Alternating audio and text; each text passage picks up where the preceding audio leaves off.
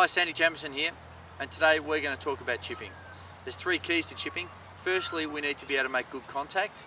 Secondly, we need to be able to control the distance of the shot. And thirdly, we need to be able to select the golf club. To make good contact, what we're looking at doing, firstly, is having a narrow stance and gripping down the club slightly. Having a narrow stance and gripping down the club slightly will allow the base of the swing to make contact just at ground level. If I have a wide stance, you'll now see that the club can strike the ground right near my back foot and the base of the swing is going to be somewhere underground. So having a narrow stance and gripping down the club is going to let the club contact just at ground level. Next, we're going to make sure that the handle of the club slightly leads the club head. This is imperative for any golf shot we want to make clean contact on.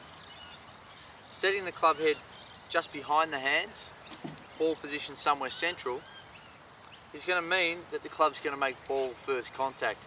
I like to have the ball position in the centre, not too far back. If it's too far back, the club's going to want to tend to dig in and we don't have very much margin for a good strike. So, feet close together, ball central, handle forward of the club head. The stroke itself in a chip is different from any other shot apart from a putt in that it doesn't involve wrist action. So when I set my hands forward of the club head, this angle here between my forearm and the shaft needs to stay the same throughout the stroke. To do that, you're going to need to use your body to make the stroke. If I don't use my body, the only way to hit the ball is to use hand action. So a good stroke, when I have these angles set, my whole focus is throughout the swing, keeping that angle the same. Your best practice for this at home, even without a golf ball, is setting that angle, making swings, just checking to see at the end of the stroke that that angle is still the same and hasn't gone this way. If we lose that angle before we strike the ball, the club will bottom out and we'll hit it fat, or if we miss the ground, it'll come up and hit it thin. So if I make the stroke now, you'll notice that feet close together, hands slightly forward,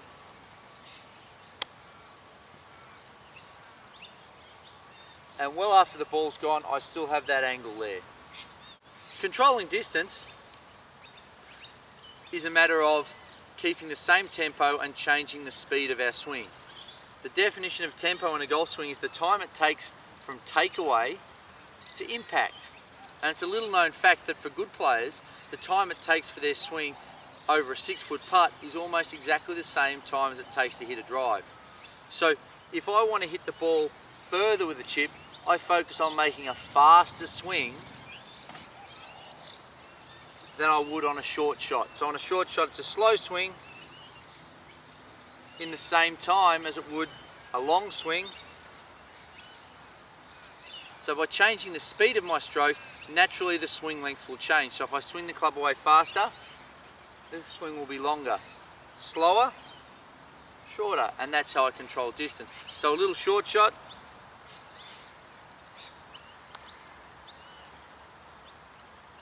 versus the longer one I hit earlier, the speed changes. Club selection is the next key we're going to talk about. I'm sure many of you know that it's far safer to putt than chip, and chip than pitch. However, why? Well, what I'm going to show you here is when the ball sits on the ground, we have a V-shaped void between the ball and the ground. If I choose my most lofted club in the bag, in this case a lob wedge, the lob wedge ahead of the middle of the club, there's a forward profile of the club, and for me to make a good contact with this, I have to almost perfectly fill that V-shaped void with that leading edge of the club.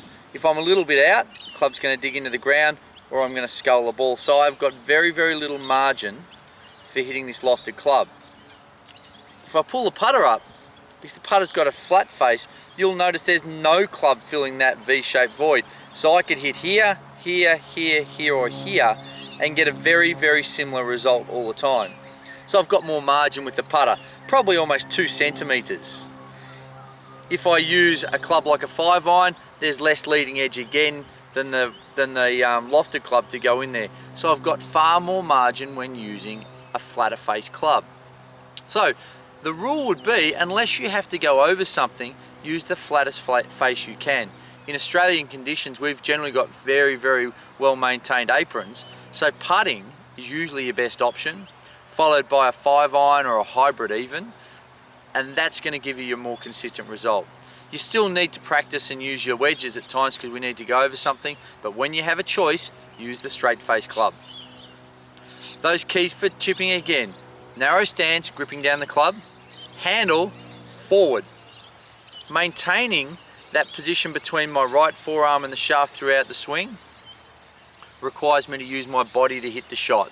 So I'm not trying to stay still, I'm allowing my body to work. Tempo is going to help us control the distance we hit each specific club. So if we want to hit the ball further, we keep the same tempo and increase the speed of the swing. From there, club selection, we use the straightest face club whenever we have a chance. Practice those things diligently and your chipping is going to improve. If you need any assistance, feel free to book a lesson with me at the Pro Shop. Thank you.